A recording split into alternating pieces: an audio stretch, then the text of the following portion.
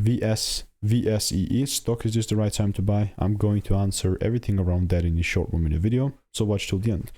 Obviously, all I'm sticking to is still going to be the strategy that I've tested for 4 years, spent thousands of dollars on courses and mentorships, and 32,000 videos.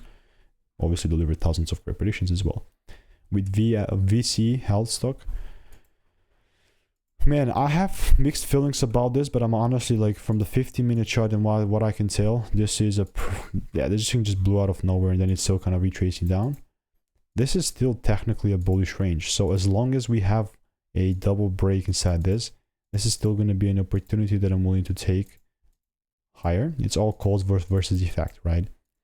And from my personal experience testing, again, I've done 32,000 videos, so I do have a lot of data. And all I'll do in the meantime is obviously I'll do caps, because that's how important waiting is. If you want to learn the strategy for free, click the first link in the description, and I'll see you in the next one.